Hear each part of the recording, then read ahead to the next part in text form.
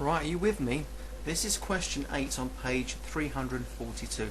This is a very, very challenging question. I had to think a little bit about this one, and I'm going to go for it right now live. I've not calculated it on paper. I can sort of see where I need to go with it. Now, two circles with radius 5 centimeters. They overlap so that the center of one is on the circumference of the other one. Got it? So that is the center of this circle here. That's the center of this circle here, and they're touching each other's centers. That is really important. Here's the punchline. Find the perimeter and the area of this yellow overlapping region. Really, really hard. Now watch what I'm about to do. I'm going to join center to center, and I know that's 5 centimeters in length. I'm going to join this center to that circumference where they join, and this center to the same circumference where they join. And if you look very carefully and think about it, you will find that, let's try and label it. Here I've got the radius is going to be 5 centimeters. In fact, let's not even call it a radius now. Well, let's call it a radius.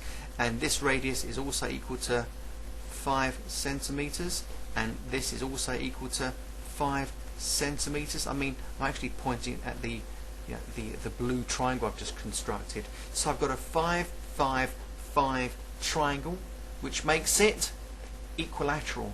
So guess what? This is 60 degrees. That is also 60 degrees, and that is also 60 degrees. Now, if I've got some angles and some lengths, I can begin to do some calculations. Now, just watch what my pen's about to do. I can work out this length here because I know it is a part of the whole circumference, therefore it is an arc, but I don't know what the length is yet, but I can calculate it because I've got the radius of this little arc here. Look, the radius is 5 and the angle is 60 degrees. So let's do a quick calculation. I've got 60 degrees over 360. It's this fraction of 2 times pi times r, okay? So we know 60 over 360 is a sixth. I don't need to simplify, we have calculators. It's going to be a sixth of 2 times 3.14 times the radius of 5. Let's just get that answer first, and that will give me the length of this arc here alone. Alright, so if you just focus your eye on what I'm about to draw, I've got that, I've got that, and that. It's this sector I'm focusing on, and it's this length of arc that I'm about to calculate by pressing these buttons correctly. So 1 divided by 6 times 2 times 3.14 times 5, which is the radius, and that gives me 5.23 recurring. Well, I'm not going to simplify it just yet until the very end. I know that arc length is 5.23 recurring centimeters. The question says find the perimeter of the overlap region. Well, here I go. It's this, it's that, it's that, it's that. Essentially, I've got 4 of these, haven't I? I've got 4 of these arcs, all identical. Therefore, perimeter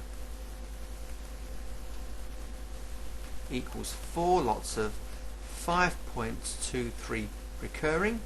So I've not counted it in my calculator yet. I'm just going to press times 4, and I've got 20.93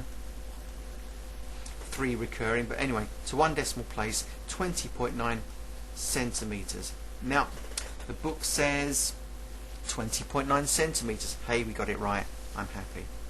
Now, you can count on the area being a lot tougher. Now, what do we do with this? I can work out the area of this entire sector. That's not difficult, is it? Then I need to work out the area of this portion here. If I just shade one of them out in black, say, then hopefully it'll stand out. If I can work out one of these, that'll be hugely useful, won't it? So I'm sure it can be done. I've done it before. So let's just have a look. Again, that's another 60 degrees there. Just put it all in, 'cause it could be useful later. Right, so if I can work out the area of the entire sector like that, and the area of just this little slice here, I can add that on, can't I? And if I know the area of this entire sector, like so, and add on the actual little black bit there, then I've got the area of the top half of the shape. And then I simply multiply by 2 to find the area of the bottom half of that overlap yellow region. So since I've verbalized it, that's what I'm going to proceed to do right now. There's 2 ways I can tackle it, I suppose. Yeah, okay, let's just go for it. In yellow. So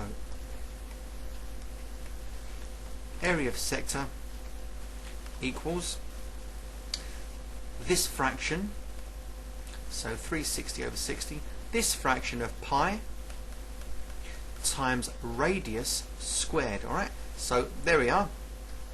That would be that fraction of pi r squared, because it's only a fraction of a circle. So make that like 4. I'll just do that quickly. So it would be 60 divided by 360 times 3.14 times 5 squared. Bang. So I've got 13.08 centimetre squares, which is bound by this little red line here. Alright, so that's what I've worked out so far. Now I need to work out just this little segment here. So this little black part is called a segment. It's like a slice, a bit of a slice of a circle, bound by this little chord here. I know it's a radius as well, but it's also a chord in relation to this circle here. So what have I got? I need to work out the area of the triangle.